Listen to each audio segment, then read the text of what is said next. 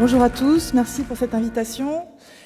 Je suis professeure et chercheur dans un laboratoire du CNRS où je m'intéresse depuis fort longtemps aux agents conversationnels et en fait aux robots sociaux qui vont donc embarquer des informations pour pouvoir converser avec des humains. Alors tout le monde commence à parler avec ces machines, on a tous un téléphone maintenant avec lequel on parle, Siri. Qu'est-ce que seraient ces applications si on les met dans des robots pour accompagner les personnes dans le grand âge? J'ai mené quelques expérimentations sur ce sujet. Et puis, j'ai écrit ce livre « Des robots et des hommes, mythes, fantasmes et réalité » parce que j'étais en colère par le fait qu'on ne comprenait pas les objets d'intelligence artificielle qu'on mettait dans ces robots, qui sont encore très peu robustes, très peu fiables, et qui pourraient nous apporter des applications intéressantes pour la santé, mais qu'il faut encadrer. Et je ne pense pas que dans notre communauté actuellement, et en tout cas au niveau des gouvernements, il y a suffisamment de prise en compte des risques liés à ces systèmes. Donc je vais vous parler des bénéfices et des risques, mais aussi de recherche. Un chatbot, donc, qu'est-ce que c'est? C'est une entité un peu complexe qui va intégrer plusieurs modules d'intelligence artificielle, capture du signal et traitement du signal, on le code, ensuite on essaie de reconnaître la parole, on fait de l'analyse sémantique, donc du sens des mots, la gestion du dialogue, on peut répondre à la personne de façon particulière et s'adapter à ce qu'elle demande, on va générer des réponses et synthétiser la parole. En 1966, déjà, il existe un premier chatbot qui s'appelle Elisa, qui stimule un psychothérapeute rogérien, c'est-à-dire quelqu'un qui reprend vos mots pour vous répondre. Quand il ne sait pas quoi dire, il dit « je vous comprends ». Vous imaginez donc les trucs qui sont derrière. Et on montre déjà qu'il est possible de tromper certains humains. Donc, cette question se repose maintenant avec beaucoup plus de technologies abouties. Maintenant, on parle au robot directement, on ne tape pas comme dans Elisa un texte. Et moi, j'ai travaillé sur des call centers, donc des centres d'appel où c'est une machine qui répond, puis ensuite sur des objets. Et vous voyez que Google, Home, Alexa, Amazon sont en train de développer énormément d'objets de ce type-là. Et puis, donc, on l'intègre dans des robots et on peut aussi l'avoir sous forme visuelle. L'aspect est très important. Vous mettez le même agent conversationnel avec les mêmes modules dans un robot type meuble, puis un robot type R2-D2, un peu brillant, très SF, science-fiction. Et puis vous le mettez dans un robot humanoïde très proche de notre ressemblance. Tout le monde vous dira que celui-là est plus intelligent. Donc on commence à développer ce genre d'objets pour aider les personnes isolées. Alors on peut imaginer dans le grand âge plusieurs aspects, de diagnostiquer l'Alzheimer ou en tout cas la modification de la mémoire par des tests. Ça, c'est très utile. On peut l'imaginer comme avec Paro, qui est déjà développé, là, le phoque en bas, qui est une peluche, qui réagit à la voix, à la chaleur, au toucher tactile. On peut imaginer plein d'utilisations de cela pour les gens qui sont très en retrait. Alors, je l'ai vu utilisé à l'hôpital Broca par des personnes qui ne parlaient plus, quasiment, et qui ne réagissaient pas beaucoup. Et cette chose qui ressemble en fait à un animal, qui est une simulation d'un animal, mais qui se comporte en se dandinant, enfin en réagissant de façon affectueuse, si vous voulez, en réagissant au toucher et à la chaleur, réveille l'être humain qui est isolé, qui est très en dedans, dans lui-même et isolé complètement des autres. Et les autres s'intéressent à lui aussi à cause de cet objet. Donc les relations sociales, la stimulation des relations sociales est possible grâce à des machines comme ça. Et ce qu'ont pu faire les chercheurs, c'est de vérifier en fait que, évidemment, ça ne soigne pas les maladies d'Alzheimer, on ne sait pas encore comment on peut la soigner d'ailleurs, mais on peut montrer qu'on peut faire baisser un niveau d'anxiété et donc moins de médicaments, ce qui est déjà un premier atout. Deuxième chose, Nao, en haut, si vous voyez, qui est fait par SoftBank Robotics, ce petit robot que j'ai dans mon labo, on en a deux, et on a un Pepper aussi, qui est celui qui est en bas. Eh bien, les tests ont prouvé aussi qu'il était très intéressant pour stimuler des enfants qui sont atteints de syndrome d'autisme, parce qu'on peut les utiliser non pas comme des personnages avec lesquels les enfants vont interagir, mais comme un médium. C'est-à-dire que les enfants pilotent le robot et parlent à travers la machine. Tout l'intérêt est après de voir si on peut faire passer ce qui était artificiel dans ce monde où il parle à travers la machine à un bénéfice dans la vie dans l'interaction entre humains. Et effectivement, on peut commencer à montrer des bénéfices comme cela, non pas avec une assistance robotique très ponctuelle, mais avec de l'entraînement qui dure 1 an, 2 ans. Et il y a énormément de services, donc je parlerai de l'hôpital de Nantes, par exemple, qui s'intéresse à ça, des chercheurs comme Sophie Saka, qui font des tests qui montrent vraiment l'aspect intéressant que cela peut avoir. Donc j'ai parlé de l'autisme, mais en fait, si je parle maintenant des personnes âgées, on peut imaginer aussi une stimulation grâce à ça. Quel est mon sujet de recherche depuis les années 2000, eh bien, on vous en parle maintenant quasiment tout le temps. Amazon vient de dire qu'il allait détecter les émotions dans vos voix, dans Alexa. Google veut faire ça aussi. C'est mon sujet de recherche depuis un certain temps. L'affective computing, donc l'informatique émotionnelle, qu'on pourrait le traduire comme ça en français, est né dans les années 97 par des travaux de Rosalind Picard au MIT, donc Massachusetts Institute of Technology. Et ça correspond à 3 grandes technologies: détecter les émotions des humains à partir d'un certain nombre d'indices, l'expressivité, pas les émotions, et ni comprendre quoi que ce soit, détecter l'expressivité des humains, pouvoir raisonner après et prendre une décision et générer une réponse qui va tenir compte des inflexions de la voix, du visage, d'un certain nombre d'indices qu'on aura capturés, et puis enfin, générer une réponse qui va être tout à fait standard, ou bien avec un peu d'affectif dans la voix. On sait modifier le son de la voix, on peut modifier le sourire de la machine, etc., pour qu'elle vous renvoie une image bienveillante. Alors, ces émotions, on va en distinguer plusieurs sortes. La plupart des gens qui travaillent sur ce domaine et qui sont sérieux disent que c'est très compliqué. Maintenant, on voit fleurir un grand nombre de startups qui disent « ça y est, on a résolu ce problème de compréhension des émotions ». C'est faux. Mais bon, on peut quand même tenter déjà, quand on est sur un secteur très fermé, très précis, de se dire que là, on va peut-être pouvoir effectivement aider parce qu'on est dans un contexte serré qui fait qu'on peut interpréter le contexte. Mais faire quelque chose de générique, indépendant de la culture, etc., et qui va détecter les émotions, c'est extrêmement peu possible. Déjà, les humains entre eux ne sont pas d'accord. Ce sont des aspects perceptifs qu'on est en train de voir là. Au Japon, on ne s'exprime pas de la même façon devant un hiérarchique qu'en France. On va même avoir au Japon une espèce de rire qui veut dire « je ne suis pas d'accord avec vous, mais je vais le faire quand même ».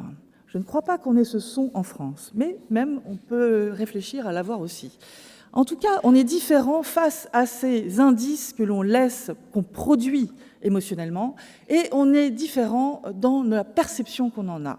Que vont faire ces machines? Elles vont normaliser tout ça?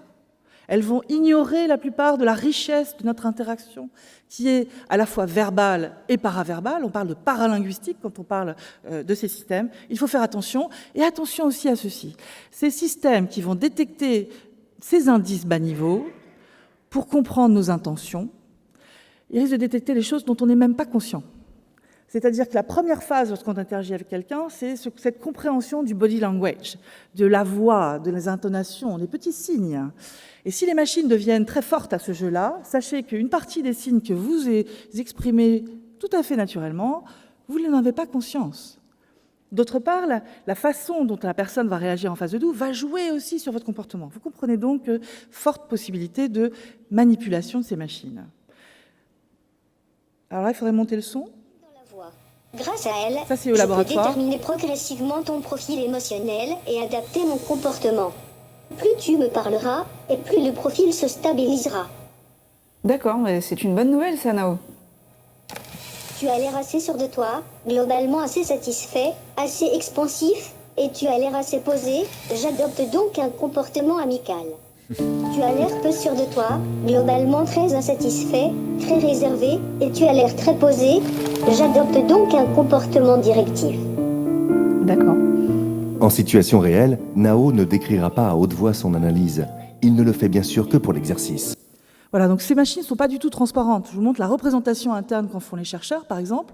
Et donc cette non-transparence est un objet problématique qu'il faudrait rendre plus éthique. Donc ces robots affectifs, qu'est-ce qu'on veut faire? Tenir une conversation, faire de l'empathie affective, c'est-à-dire détecter les émotions des autres, de l'empathie cognitive, c'est-à-dire se mettre en situation d'être à la place d'eux sans le ressentir, parce qu'il n'est pas en compassion, le robot. Il n'a pas de corps, donc il n'a pas de désir, de plaisir, et pas de conatus au sens de Spinoza. Il est vraiment un objet. Et il va adapter ses comportements en fonction de la situation. On voit ces informations utilisées donc dans l'éducation, la médecine énormément pour construire ces robots compagnons.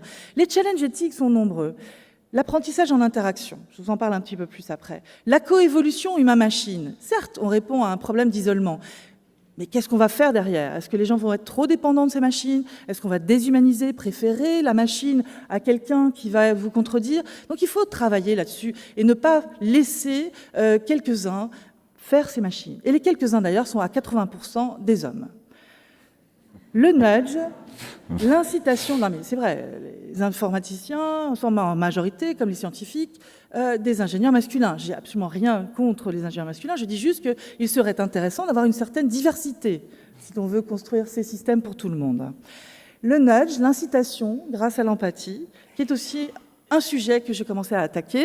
On voit Richard Thaler, prix Nobel d'économie en 2017, qui alerte aussi et qui fait des travaux extrêmement intéressants sur l'économie comportementale, comment on manipule pour le marketing, la publicité, ça on le sait depuis très longtemps, mais comment, avec ces machines qui vont détecter nos indices affectifs, je vais être encore plus forte dans ma manipulation. Donc c'est ça. Est-ce que ça va être pour le bien des gens? Est-ce que ça va être au profit de quelqu'un d'autre? Comment on fait au moins pour s'en rendre compte? C'est important, je pense, dans les lois sur le numérique, de comprendre qu'on a besoin de comités d'éthique qui ne soient pas seulement sur le vivant, mais qui comprennent aussi que dans le numérique, dans la modélisation avec des IA et des robotiques, on peut influencer le vivant énormément. On va avec ça, avoir plus de facilité d'avoir les données privées des gens, rentrer dans leur intimité. Qu'est-ce que l'intimité avec une machine? Et manipuler en douceur pour vous suggérer d'acheter des choses, de voter pour un tel. Voilà. Donc il faut juste être conscient de ça et on est en train de développer des outils pour essayer de détecter ça. On fait le test de Turing pour les machines. Bien sûr que ça peut être intéressant. Bien sûr que je suis pro-techno. Je dis juste que jouons dans cette cour en étant adultes, responsables. C'est plus facile de temps en temps de parler à une machine. On l'a vu par exemple pour les militaires qui avaient des syndromes post-traumatiques. On détecte la dépression ou des signes. Et puis la machine est une sorte de miroir de lui-même. Il parle avec cette machine et produit des informations qu'il ne dirait pas à un être humain. Donc de temps en temps, cette machine est vraiment autre chose, intéressante pour nous, pour aller au-delà. C'est une machine auxiliaire. Elle peut stimuler, prêter assistance, mais jamais remplacer quelqu'un. Elle est un ingénieur, une mémoire. Elle peut être là 24/24, 7/7, répéter, écouter, rassurer, à un rythme extrêmement lent, inhumain. Et j'insiste sur cette complémentarité. Bon, j'ai fait beaucoup de tests avec des personnes âgées d'Abroca ou dans des maisons de retraite. Il y a un vrai besoin d'éduquer. L'anthropomorphisme, qu'est-ce que c'est? C'est prêter des capacités humaines à ces machines. Dès lors qu'elles commencent à bouger, et en plus, si elles font un peu affectueuses, si elles sont un peu présentes, si elles s'occupent de vous, ça va être terrible. On va avoir une projection sur ces machines très forte. Je vous donne un exemple. Quelqu'un m'a envoyé un petit courrier après la publication de ce livre en disant « J'ai un robot aspirateur », parce que c'est les robots aspirateurs qu'on voit le plus souvent quand même. Il s'arrête au milieu de mon salon, mais que pense-t-il ? Non, il ne pense pas. Derrière ça, on vous fait des robots qui vont vous ressembler, peau chaude, parfaite, avec des capteurs partout. Ça va s'approcher de nous. Regardez le géminoïde qui représente Ishiguro, le professeur Ishiguro que je vais rencontrer bientôt au Japon. On travaille sur l'éthique de ces machines. Il faut faire attention à ce qu'on est en train de faire. Plus on va se rapprocher de la machine, plus on va lui prêter des capacités humaines, plus il y a tricherie quelque part. Voici une application au Japon. Allez-y. ねえ起きてってば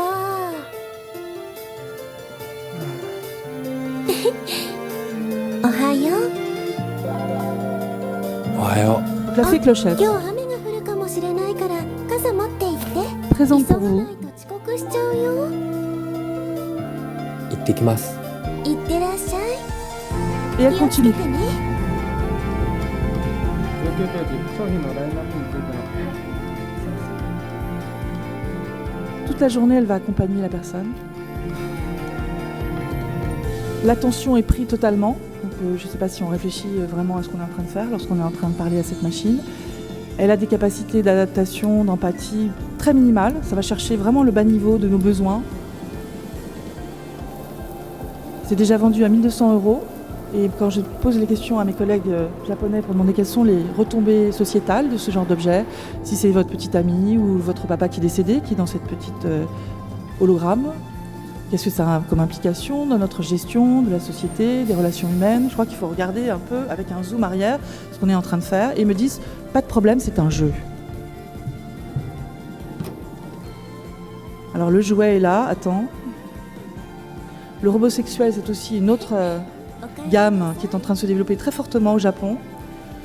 Les hommes divorcent pour avoir des robots féminins auprès d'eux. Ils parlent un peu, mais pas tant que ça. Il faut juste savoir ce qu'on est en train de faire en ce moment avec ces machines qui cherchent à nous imiter. Ce sont des singes. On perd son temps avec ces machines. Alors certes, dans certains cadres, ça peut être utile, mais il faut l'utiliser en régulant. Getbox, ça s'appelle. Je continue, donc il faut un certain nombre de valeurs éthiques qui sont importantes. Déontologie, l'évaluation, transparence, explicabilité, loyauté, non-discrimination des systèmes.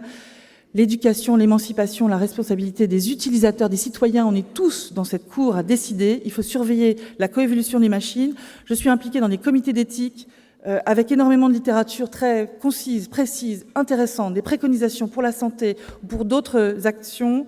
I3E aussi, je travaille au niveau international et ils produisent aussi énormément de choses sur l'aspect d'implication socio-éthique sur lequel on doit travailler avec ces machines.